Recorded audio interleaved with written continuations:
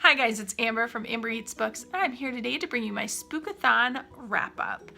I had so much fun participating in Spookathon. This was my first readathon while having a YouTube channel, and it was such a blast. I loved watching all of the TBR videos. I loved watching the daily vlog videos. I also loved all the interaction on Twitter and taking part in some of the Twitter sprints. I thought it was just so much fun. As far as my own personal TBR, I only made it through 3 out of the 5 books that I picked. I was overambitious, let's just put it that way. I had buddy reads going on outside of this. I had a Goosebumps along that I was doing with my youngest daughter. I had other books that I had started at the beginning of the week that I had to put on hold and then get into my Spookathon books. So it was just too much, but I was really happy with the 3 books that I was able to read, and I still think I hit all the challenges. I will list them at the end after I go through these books, and hopefully I will have made it through every single one. So let's get into the books. The first book that I picked up for Spookathon was Alice by Christina Henry. I adored this book. It was really good. I gave this book 4 stars. I will say though, that this is not the Alice in Wonderland that you have read or heard about for your entire life. This is definitely a very dark and twisted reimagining. It took me to places I did not expect to go, and it was really just a fun, wild ride. It is very adult though, so I do not recommend this for anyone that isn't ready for some mature content, because there is some mature content in here. However, I really enjoyed the characters. Alice was fantastic, so was her companion.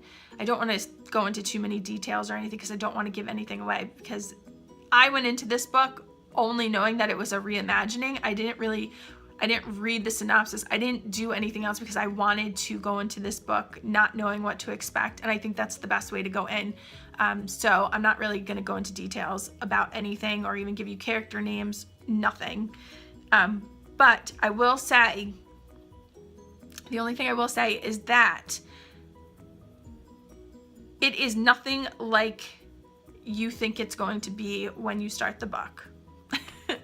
The only negatives I could say about the book, and the reason why I got 4 stars, was there was 2 things. One, I thought the author could have gone just a little deeper into the backstories of the characters, and I also felt that I was a little let down by an event that happened in the book. I won't say anything because, again, I don't want to give anything away. But other than that, really enjoyed it. There is a sequel to this book. I think it's called Red Queen, so I will be happily picking that up in the future. I did go on Goodreads, and the sequel isn't rated quite as high as this, but I feel like this book was good enough that I really do want to continue with the story. So even if it's not great, I still want to know what happens. So yeah, 4 stars. Great kickoff to Spookathon.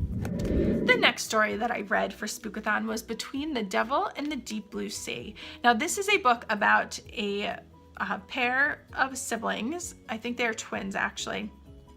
Their parents abandoned them to go off and to do art basically, and their grandmother died, so they are living in their house. It's kind of going to shambles, and they need some money in order to be able to feed themselves. So they take on a renter who is also a 17-year-old kid. So I thought that was a little unbelievable, just the premise of the story. But I still went into it saying, all right, I'm going to give it a shot. I'm going to give it a go. It was more character driven than it was plot driven, and I did enjoy reading about the characters and learning about them. There were a few very likable characters, and there was a little bit of a mystery element that I liked, so I continued on with the story. If there had not been enough likability in the reading, then I probably would not have continued on. And to be honest, once I got to the end, I wasn't impressed by the plot of the story at all. It was, again, building up to something big, and then it was just kind of a little bit of a letdown. There wasn't much happening. But I enjoyed it. It was a quick read. It was something that entertained me, and it was spooky enough to go with the Spookathon theme. So I did enjoy it, but only 3 stars. The final book that I picked up for Spookathon was The Fireman by Joe Hill. Now this was a 750-page book. Maybe not the best choice to pick up during a readathon because it took me so long to finish. So by the time I finished this book, because I was really pushing myself through it to get it done for Spookathon, I just knew that I was not going to pick up any of my other Spookathon books. It was just too late in the game, and my brain was kind of like Spookathoned out at the moment. So I recommend reading this. I just don't recommend doing it during a readathon when it is so large. I loved the premise of this book. This is about a woman who gets or contracts a disease that they have nicknamed dragon scales. Basically, it causes people to burst into flame. They don't know how it's transmitted. They don't know anything about this, and you kind of find those things out along the way in the book. And I thought that was just very interesting. So it's kind of like almost like a post-apocalyptic type story, or even a zombie type story. It's just this disease taking over the world. I went into it not knowing a lot about it beyond that point. So I was not disappointed like a few people were. They thought it was going to be a little bit more leaning in one direction, and it kind of went a different direction. For me, it didn't bother me the direction it went in. What did bother me, however, was that when it seemed to be coming to a conclusion, you look and you see that you still have 200 pages to go, and I was like, what else can they put in these 200 pages? And then that's where the story kind of started getting a little slow for me and could have been cut out and edited and, you know, wheeled down to more fast-paced writing at that point. Otherwise, though, I really enjoyed it. I thought that the characters, there were some very likable ones. There's ones that were not likable, and it was fun to kind of see where these characters were going and what they were doing to survive this disease. And I really liked the character of the fireman. I thought he was a great one. The main character, Harper, I thought she was a good one.